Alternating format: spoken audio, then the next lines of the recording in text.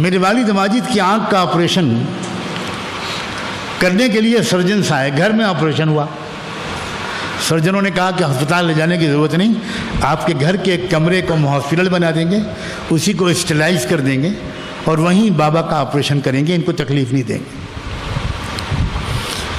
تو آپریشن کے لیے لے جانے سے پہلے والد صاحب نے کہا مجھے وضو کرا دو، تو وہ ڈاکٹر لوگ سب بیٹھے ہوئے تھے کرسی پر۔ اب جو ہم نے وضو کرایا تو والد صاحب نے یوں وضو کیا، ایسے ہی وضو، تو وہ سرجن نے اس وقت تو کچھ نہیں کہا۔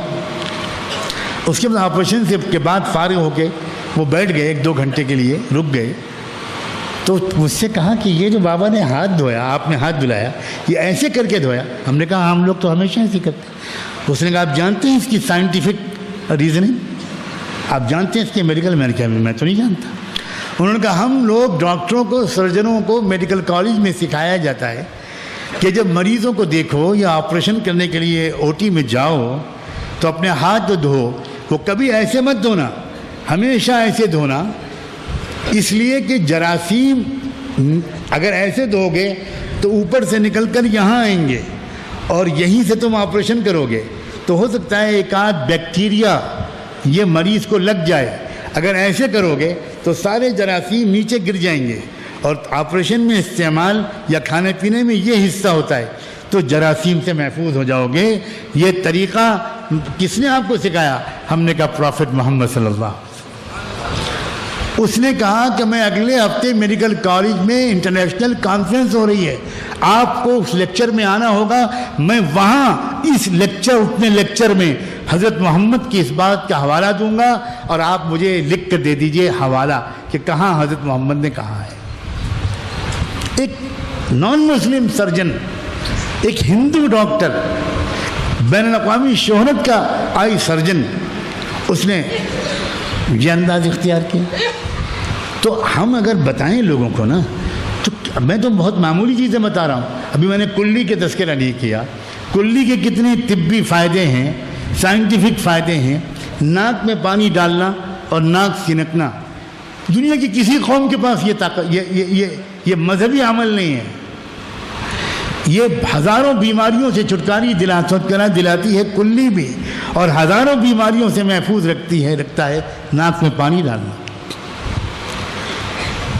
پھر مسح کرنا، مسح سر کا، یہ سمجھائیے لوگوں کو ہم کیسے سر پر ہاتھ پھیرتے ہیں، کیسے گردن پر ہاتھ پھیرتے ہیں، کیسے کان۔ اب وہاں بھی اگر کوئی ڈاکٹر ہوگا نا، کوئی میڈیکل سائنس سے واقف آدمی ہوگا، وہ تو حیران رہ جائے گا کہ آپ یہ کیا کرتے ہیں دن رات، آپ کو پتہ ہے؟ میں نے آپ کو پچھلے 1-8 سال پہلے 2-3 بار یہ واقعہ سنایا کہ امریکہ میں ایک ایئرپورٹ پر ایک ڈاکٹر ندیم صاحب ہیں، وہ واش روم میں جو واش بیسن لگے ہوتے ہیں ان پر کھڑے ہوئے وضو کر رہے تھے۔ انہوں نے سنت کے مطابق گردن کا مسح کیا۔ ان کے بغل میں ایک گورا امریکن انگریز، وہ بھی ہاتھ دھو رہا تھا، تو اس نے جب گردن پر ہاتھ پھیرتے ہوئے دیکھا تو ان ڈاکٹر صاحب سے پوچھا کہ آپ یہ یہاں پر ہاتھ کیوں پھیر رہے ہیں؟ ان کا یہ تو ہمارے نبی نے سکھایا ہے، وضو کا طریقہ ہے۔ کہ کیا مطلب؟ نبی نے سکھایا ہے؟ تشریح کیجئے۔ تفصیل سے بتایا۔ اس نے کہا کہ میں سائیکٹرک اسپیشلسٹ ہوں، دماغی بیماریوں کا اسپیشلسٹ ڈاکٹر ہوں،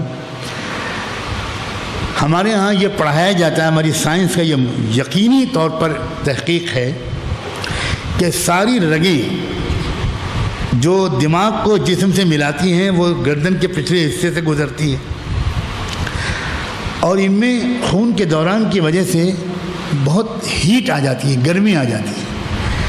تو اس کا سب سے اچھا علاج یہ بتایا گیا کہ اگر کوئی شخص 24 گھنٹے میں 3 بار اپنے ہاتھ کو گیلا کر کے گردن پر پیچھے پھیر لے تو زندگی بھر اسے دماغی بیماری نہیں ہو۔